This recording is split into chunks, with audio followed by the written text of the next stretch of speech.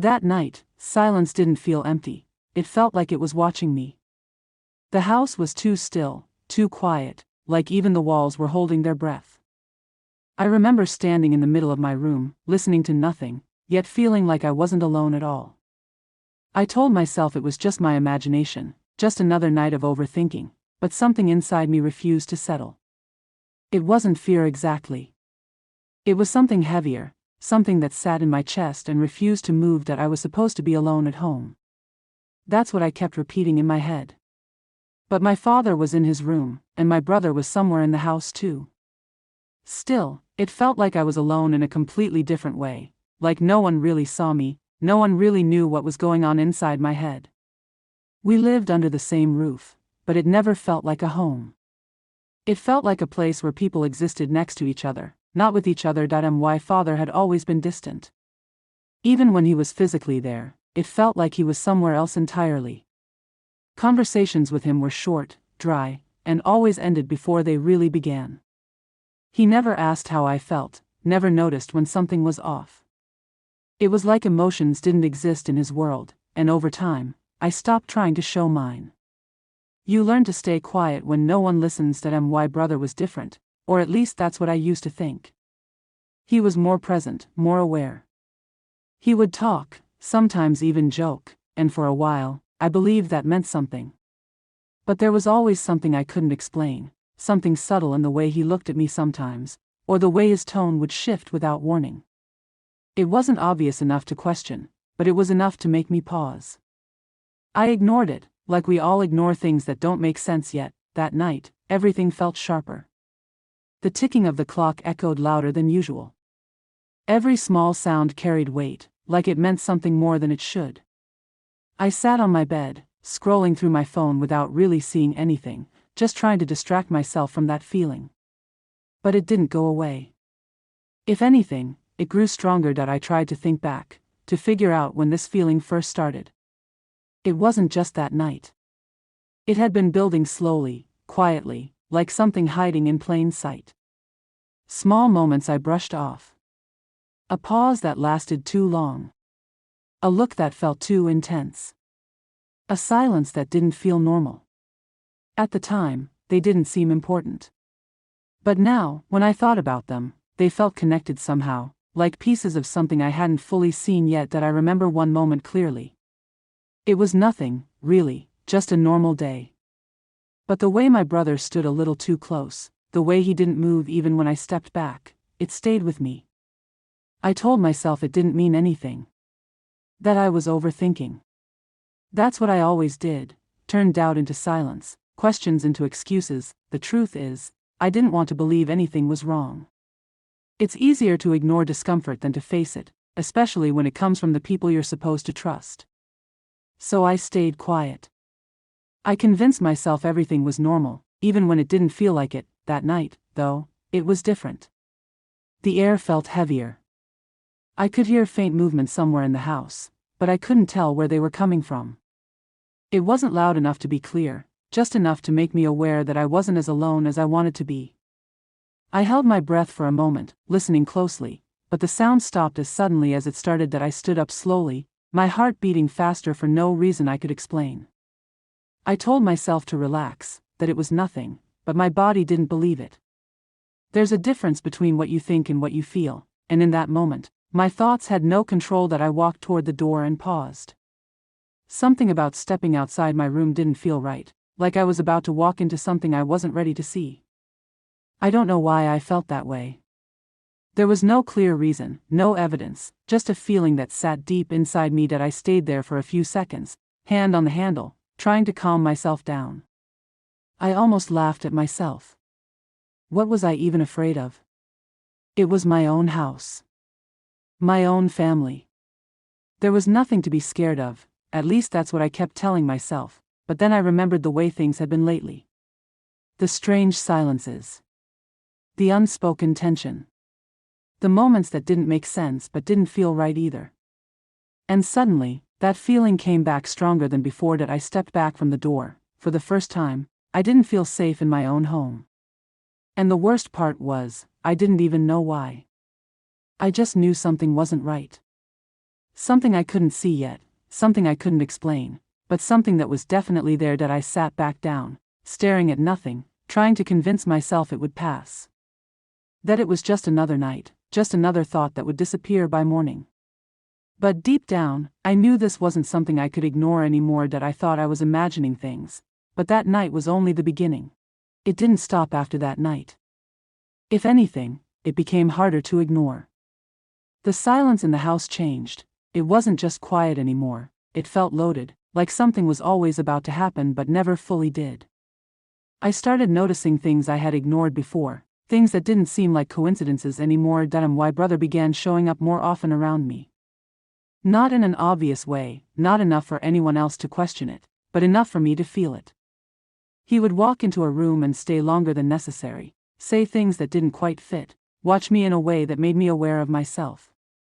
It wasn't aggressive or clear, just persistent. Like he was testing boundaries without ever crossing them completely. At first, I told myself I was reading too much into it. That maybe he was just being normal and I was the one making it strange. That's how it starts, confusion turning into self-doubt. Every time something felt off, I found a way to explain it away. Every time my instincts told me something wasn't right, I convinced myself they were wrong, but there were moments I couldn't shake. Moments that stayed in my mind longer than they should have. A simple conversation that felt too intense. A look that lasted a second too long. A silence that didn't feel comfortable. None of it was enough to point at directly, but together, it created a feeling I couldn't escape. Why father didn't notice anything. Or maybe he did and chose not to see it. He stayed the same, distant, disconnected, existing in his own world. If anything was changing in the house, it wasn't reaching him. And that made everything worse. It meant there was no one to turn to, no one to confirm whether what I was feeling was real or just in my head. That I started avoiding being alone in certain parts of the house. Not in an obvious way, just small adjustments.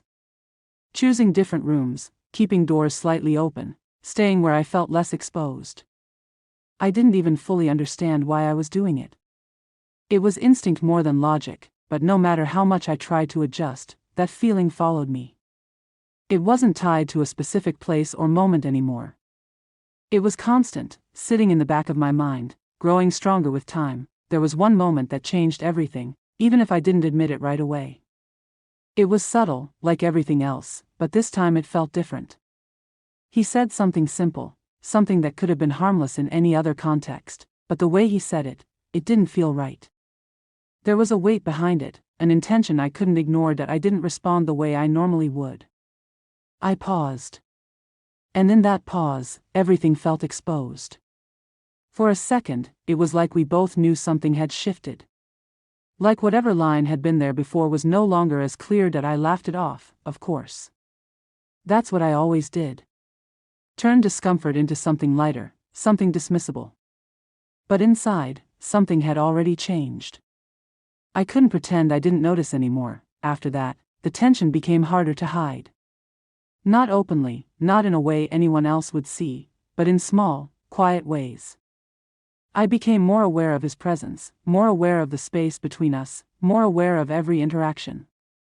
And the more aware I became, the more uncomfortable it felt. That I started questioning everything. Not just him, but myself. Why didn't I say anything? Why didn't I react? Why was I still trying to convince myself it was nothing? The answers were simple, even if I didn't want to admit them. Because saying something would make it real. And if it was real, then everything would change. So I stayed silent, but silence has a way of making things worse. It gives space for thoughts to grow, for doubts to turn into something heavier. And that's exactly what happened. What started as a feeling turned into a certainty I didn't want. The house felt smaller now. Every room carried that same tension, that same unspoken weight. I couldn't relax, couldn't fully breathe, couldn't shake the sense that I was stuck in something I didn't understand, and the worst part was, nothing had happened in a way I could clearly point to. There was no single moment I could use to justify how I felt. Just a series of small things that, together, created something much bigger. That's what made it so difficult. It wasn't clear. It wasn't obvious. It lived in the spaces between actions, in the things that weren't said out loud, but deep down, I knew this wasn't normal, and no matter how much I tried to ignore it, that truth wasn't going away. I couldn't carry it quietly anymore. The weight of not knowing had turned into something worse than the truth itself. Every thought circled back to the same question, every moment stretched thin with tension. I stopped pretending things were normal because nothing felt normal anymore. Even breathing in that house felt different, like the air itself had changed, and I started paying closer attention, not out of curiosity but out of necessity. If something was wrong, I needed to understand it. I couldn't keep living in uncertainty, constantly questioning what I felt. So I listened more, watched more, noticed things I used to ignore. And once I allowed myself to see clearly, the patterns became impossible to deny. That it wasn't just about him anymore. It was about the space between all of us. The way conversations would stop when I entered a room. The way silence would fall too quickly, too deliberately. My father's presence felt even more distant now, almost like he was avoiding something rather than just being unaware. That realization hit harder than anything else. Because if he knew, then this wasn't just in my head. One night, everything came together in a way I couldn't ignore. It wasn't planned. It wasn't something I was ready for. It just happened, like all the pieces decided to fall into place at once. I heard voices, low, controlled, but tense. Not loud enough to be a clear argument, but not calm either. There was something underneath the tone, something strained that I didn't mean to listen, but I didn't walk away either. At first, it didn't make sense. The words were incomplete, fragmented, like I was only hearing parts of something much bigger. But even those parts were enough. Enough to make my chest tighten, enough to make my hands go still. There was a shift in the way they spoke, something defensive, something careful. And then a silence that felt heavier than anything that had been said before. That silence told me more than words ever could, that I didn't need to hear everything. I didn't need a full explanation that I understood, not in a way I could fully process yet, not in a way that felt real, but enough to know that whatever was happening wasn't imagined. It wasn't just subtle tension or misunderstood moments. It was something deeper, something hidden, something that had been there longer than I realized, and why mine tried to reject it immediately. Tried to find another explanation, something that made more sense, something that didn't break everything I thought I knew. But there was nothing else it could be. The truth doesn't always arrive loudly. Sometimes it settles in quietly, without asking permission, and once it's there, it refuses to leave. That I stepped away before I heard more. Not because I didn't want to know, but because I already knew enough. Staying any longer would only make it harder to breathe, harder to hold myself together. Everything felt unreal after that. The walls, the rooms, even my own thoughts. I moved through the house like I didn't belong there anymore, like I was seeing it from the outside for the first time. Nothing had physically changed, but everything felt different. That I kept replaying it in my head, trying to make sense of it, trying to find a version of it that hurt less. But every version led back to the same place, a betrayal, not loud, not obvious, but undeniable. And the worst part wasn't just what it meant, it was how long it had been there without me fully seeing it. How many moments I had ignored, how many signs I had explained away, how many times I chose silence over questions. That realization hit harder than the truth itself. That I wasn't just shocked. I was angry. Not just at them, but at myself. For not trusting what I felt earlier, for staying quiet when something didn't feel right, for convincing myself that discomfort was normal. That I wanted to confront them right then, to force everything into the open, to hear it said out loud instead of living in this half-hidden reality. But something stopped me. Not fear exactly, but the understanding that once I said something, there would be no going back. Some truths change everything the moment they're spoken. That I stayed in my room, staring at the same spot for what felt like hours. My mind kept moving, but my body didn't. It was like I was stuck between two choices, neither of them feeling right. Say something and break whatever was left of this family. Or stay silent and keep living in something that was already broken. Neither option felt like a way out. That's when it really hit me. There was no version of this where things stayed the same. No way to pretend anymore, no way to go back to not knowing. Whether I spoke or stayed quiet, the damage was already done. That I wasn't deciding if things would change, that I was deciding how, and that choice felt heavier than anything I had faced before. That I closed my eyes, trying to block it all out, but it didn't help. The truth doesn't disappear just because you don't look at it. It stays, waiting, pressing against every thought until you have no choice but to face it. That I knew what was coming next. I could feel it building, like everything had been leading to this point from the beginning, that I had reached the edge of something I couldn't step back from, and now, I had to choose, because whatever I did next, it was going to destroy everything. I didn't sleep that night. Every time I closed my eyes, my thoughts pulled me back into everything I had been avoiding for years. Not just what happened a few hours ago, but everything beneath it.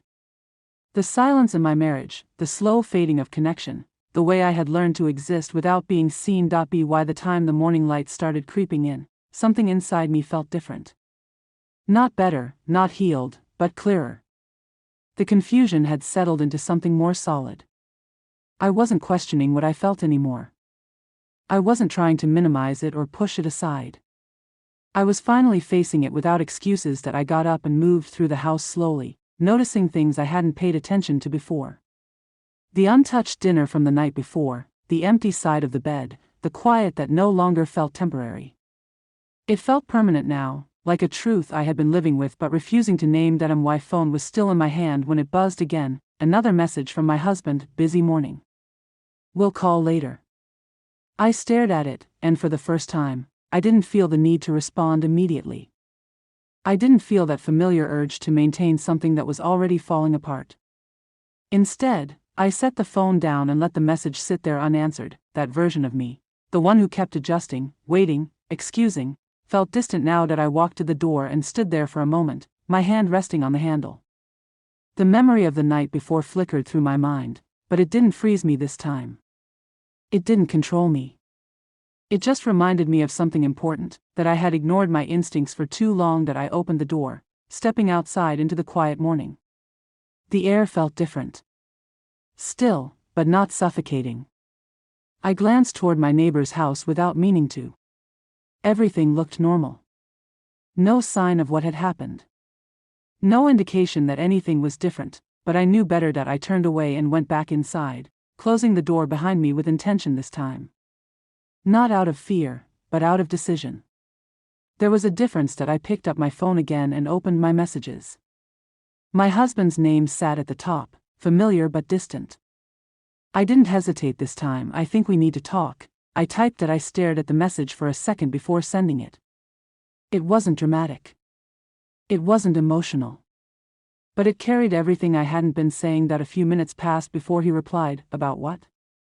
I let out a quiet breath, not out of frustration, but out of realization. That question alone said more than anything else. About us, I responded. This time, the delay was longer. When his reply finally came, it was shorter than I expected. Okay.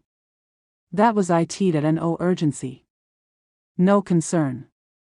Just acknowledgement, and somehow, that made things even clearer. That I sat down, holding the phone loosely, and let myself feel everything without stopping it. The disappointment, the anger, the sadness. Not just from last night, but from everything that came before it. That I thought about the version of myself who kept hoping things would change. The one who believed that patience and silence would somehow fix what was broken. I saw her clearly now, and for the first time, I understood that she wasn't weak. She was just tired of being alone, but I wasn't going to be her anymore. The rest of the day moved quietly, but not heavily. I didn't rush to clean or distract myself. I didn't try to make things feel normal. I let the reality sit exactly as it was. When my husband finally called, I answered. His voice sounded the same. Calm, slightly distracted. Like this was just another conversation. What's going on? He asked. That I didn't rush to answer. I let the silence sit for a second before speaking. I'm not okay, I said simply. There was a pause on the other end. Not long, but noticeable. What do you mean?